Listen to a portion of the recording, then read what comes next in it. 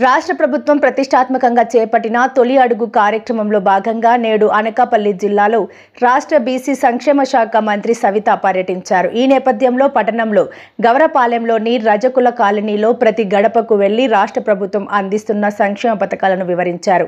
అలాగే లబ్ధిదారులు అందుకుంటున్న పథకాలను అడిగి తెలుసుకున్నారు.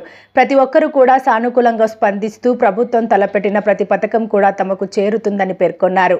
ఈ సందర్భంగా మంత్రి సవిత మాట్లాడుతూ కూటమి పాలనలో అభివృద్ధి పరుగులు పెడుతోందని అన్నారు.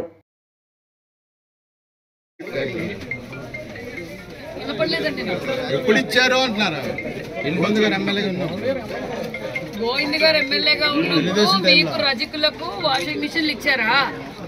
ఇది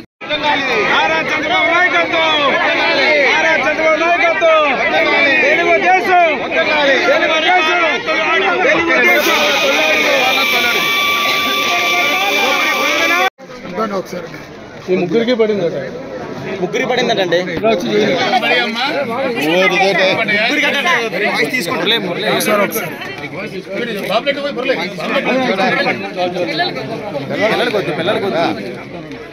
ముగ్గురు గవర్నమెంట్ అడుగుతారా చెప్పండి. ఏంటమ్మా ఎలా ఉన్నారు? ఎందుకు వచ్చాము మేము? ఎవరు పంపారమ్మా? ముఖ్యమంత్రి గారు.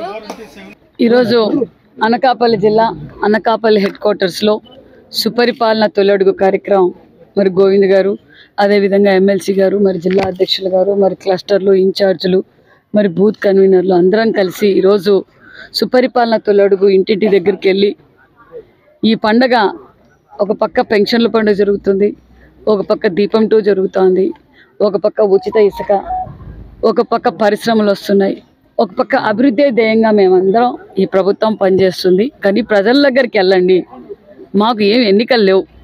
ముఖ్యమంత్రి గారు మరి డిప్యూటీ సీఎం గారు మీరు ప్రజల దగ్గరికి వెళ్ళి మనం ఇచ్చిన సంక్షేమ పథకాలు అందాయా లేదా, ప్రజలకు ఏమైనా టెక్నికల్ ప్రాబ్లం ఉందా, వాళ్ళ సమస్యలు తెలుసుకొని మా దృష్టికి తీసుకురండి అని ముఖ్యమంత్రి గారు మేము ఈరోజు రాష్ట్ర వ్యాప్తంగా మరి సెంట్రల్ మంత్రులు, రాష్ట్ర మంత్రులు, మరి ఎమ్మెల్యేలు, ఒక సమానమైన కార్యకర్త దగ్గర నుంచి అందరూ రాష్ట్ర వ్యాప్తంగా ప్రతి ఇంటికాడికి వెళ్ళి మేము ఇస్తున్న సంక్షేమ పథకాలు అందాయా లేదని అడిగాం.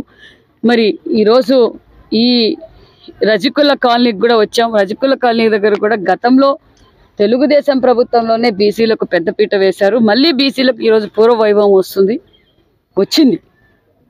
అని చెప్పడం, వాళ్ళకి సంక్షేమ పథకాలు ఒక పక్క 3000 ఉన్న పెన్షన్ని 4000 ఇచ్చాం, వికలాంగులకి 3000 ఉన్న వికలాంగుల పెన్షన్ 6000 చేసాం, 100% ఉన్న వారికి 5000 ఉన్న పెన్షన్ని 15000 చేసాం.